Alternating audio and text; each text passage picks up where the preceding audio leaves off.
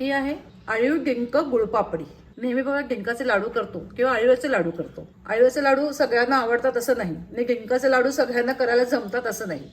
तुम्ही एकदा अशी ही आळीव डिंकाची गुळाचा पाक न करता गुळपापडी करा, तुम्हाला आवडेल।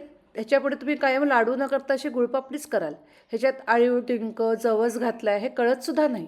करायला सोपी आणि चवीला खमंग खुसखुशीत मऊ अशी ही गुळपापडी होती। त्यामुळे लहानांपासून अगदी म्हाताऱ्या लोकांपर्यंत सगळे ही गुळपापडी खाऊ शकतात।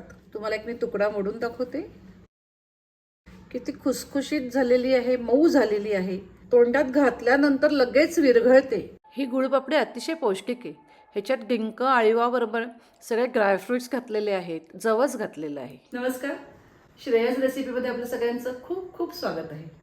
तुम्हाला माझा व्हिडिओ आवडेलच तेव्हा माझ्या व्हिडिओला लाईक करा, शेअर करा आणि जर तुम्ही माझ्या चॅनलला अजून सबस्क्राईब केलं नसेल तर प्लीज सबस्क्राईब करा। बेल आयकॉन बटन प्रेस करायला विसरू नका। आळीव डिंकाची गुळपापडी करतोय, त्याचं साहित्य बघूया।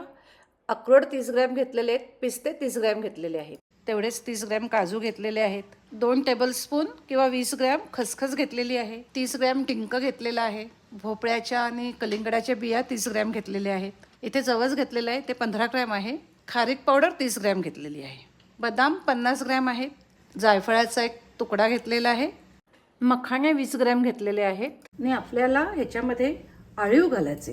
हे 30 ग्रॅम आळीव आहेत, हे सुद्धा भाजूनच घालायचे। हे बघा, हे सगळं भाजून घेतलेलं आहे, व्यवस्थित भाजून घ्यायचं। इथे मी सगळं 25 ते 30 ग्रॅम घेतलेलं आहे, तुम्ही सगळं लहान वाटीने घेतलं तरी चालेल। मखाणे पण थोडेसे भाजून घेतलेले आहेत, आळीव पण मंद गॅसवर भाजून घ्यायचे। आळीवनी जवस हे भाजत आले की असे उडायला लागतात। ह्याला माप असं काही नाही, थोड्याफार गोष्टी कमी जास्त झाल्या तरी चालतील। आता आपल्याला सगळं मिक्सरमधनं बारीक करून घ्यायचं आहे। पहिल्यांदा डिंक बारीक करून घ्यायचा।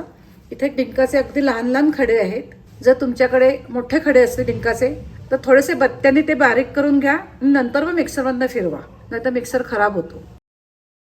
अशी बारीक पावडर त्याची तयार झालेली आहे। आता पहिल्यांदा या बिया आणि जवस बारीक करून घेते, त्याच्यातच भाजलेला आळीव घालते। हे बघा, आळीव जवसनी भोपळ्याच्या आणि कलिंगडाच्या बिया घेतल्या होत्या, त्याची छान पूड झालेली आहे। आता खसखस बारीक करून घेते। खसखस बारीक असल्यामुळे त्याची बारीक पूड होत नाही। नंतर त्याच्यामध्ये हे पिस्ते बदाम अक्रोड जे भाजून घेतले ते मिक्स करायचे आणि मिक्सर ऑन ऑफ करत बारीक करून घ्यायचं। अक्रोड बदाम सुद्धा बारीक करून घेतलेत। आता ह्याच्यामध्येच खारीक पूड घालते आणि एकदा फिरवून घेते मिक्सरमधनं। जायफळ थोडंसं बारीक करून घेतलंय, हे त्याच्यामध्ये आता हे खोबरं घालते। अगदी 1 सेकंद मिक्सरमधनं फिरवून घ्यायचं, जास्त नाही। खोबरं सुद्धा बारीक करून घेतलंय। आता शेवटी मखाणे बारीक करून घेते। आता ह्याच्यामध्ये वेलची पूड मिक्स करते 1 चमचा। आता हे सगळं मिक्स करून घेऊया। तुम्ही ह्याच्यामध्ये 2 चमचे सुंठ पावडर घातली तरी चालेल।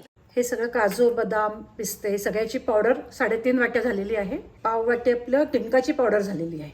इथे पण डिंक आळवाची गुळपापडी करतोय, तर त्याच्याकरता आपल्याला गव्हाचं पीठ घ्यायचं आहे, ते 2.5 वाट्या घ्यायचं। 1 वाटी साजूक तूप घेतलेलं आहे, सेमी लिक्विड असं आहे, वजनाला 150 ग्रॅम आहे। लागलं तर आपल्याला अजून थोडंसं तूप घालता येईल, पण एवढं तूप पुरतं। हे सगळं आपलं साहित्य 6 वाट्या झालेलं आहे, त्याला 3 वाट्या गुळ घेतलेला आहे। डिंकाची जरी पूड केली असली तरी सुद्धा आपल्याला तुपावर थोडासा डिंक असा फुलवून घ्यायचा। ह्यातलं थोडंसं तूप घालतेय, तूप पातळ झालाय, त्यात हा डिंक घालते। तो ह्या तुपावर छान भाजून घेऊया। गॅसची फ्लेम लो टू मीडियम आहे। असा तुपावर थोडासा डिंक खरपूस भाजून घेतला की तो खमंग लागतो। आता हा डिंक काढते मी। आता ह्याच्यामध्ये अजून थोडं तूप घातलंय। आता गव्हाचं पीठ भाजून घेऊया। 2.5 वाट्या घेतलंय, वजनाला साधारण 150 ग्रॅम आहे। हे गव्हाचं पीठ खमंग भाजून घ्यायचं आहे। थोडं थोडं तूप घालून भाजून घ्यायचं। लो टू मीडियम फ्लेमवर भाजायचं, लोवर भाजलं तरी चालेल, खमंग भाजलं गेलं पाहिजे। मी इथे थोडं थोडं तूप घातलेलं आहे। लहानांपासून मोठ्यांपर्यंत सगळ्यांना चालेल अशी ही गुळपापडी आहे। इथे मी डिंकाची पावडर करून मग तो तुपावर भाजून घेतलाय। तुम्ही जे बारीक खडे असतात ते आधी तुपावर फुलवून घेतलेत आणि नंतर त्याची मिक्सरवर पूड केली तरी चालेल, जे तुम्हाला सोपं जाईल तसं करा। तेव्हा त्याचा रंग बदलत चाललाय। तुपात जो डिंक तळलेला होता तो मी मिक्सरच्या जारमध्येच घेतलेला आहे। 1च सेकंद मिक्सरमध्ये मी फिरवून घेते आणि तो डिंक आता या पिठामध्ये मिक्स करूया। सगळा डिंक घातलेला आहे। हे बघा, आपलं आता मिक्सर जरा सैल होत चाललेलं आहे। असं सैलच झालं पाहिजे थोडंसं। मला बरोबर 10 मिनिटं लागलेली आहे तेवढं पीठ भाजायला। तूप असं आपलं छान रिलीज व्हायला लागलेलं आहे। आता ह्याच्यामध्ये आपल्याला ती जी आपण सगळी पावडर करून घेतलेली आहे ती घालायची आणि आता हे सगळं व्यवस्थित मिक्स करून घ्यायचंय. वाटल्यास खाली उतरवून तुम्ही मिक्स करून घेतलं तरी चालेल. मी पण तेच करते, आता खाली उतरवते. हे बघा, हे दोन्ही मिक्स करून घेतलेलं आहे. आता ह्याच्यामध्ये आपल्याला गूळ घालायचा आहे. आता हा गूळ सगळा ह्याच्यात मिक्स करून घेऊया. हे सगळं गरम आहे त्यामुळे लगेच गूळ मऊ होईल. अगदी 2 ते 3 मिनिटं हे चांगलं परतून घेऊया. गूळ मऊ झाला किंवा आपल्याला वड्या करायच्या आहेत. आता मी गॅस बंद केलेला आहे. आता ही कढई गरम आहे. या गरम कढईमध्येच गूळ जरा मऊ होईपर्यंत आपल्याला परतून घ्यायचंय. गरम असल्यामुळे गूळ लगेच मऊ होतो.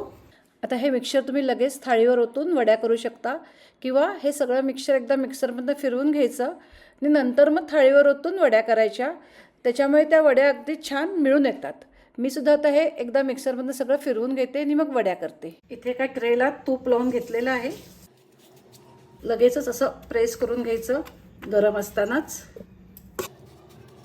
वाटीला तूप लावलेलं आहे, त्यांनी जरा सारखं करून घेते. असं आपलं सगळं जे मिक्सर होतं ते मी एकदा मिक्सरमधनं फिरवून घेतलं आणि नंतर मग असं हे ट्रेमध्ये थापून घेतलेलं आहे. तसं करून घेतलं की वड्या अगदी छान होतात. मिक्सरमधनं फिरवायला पाहिजे असं काही नाही, पण गूळ घातलेला असतो तो गूळ छान सगळीकडे लागतो. आता वड्या कापूया.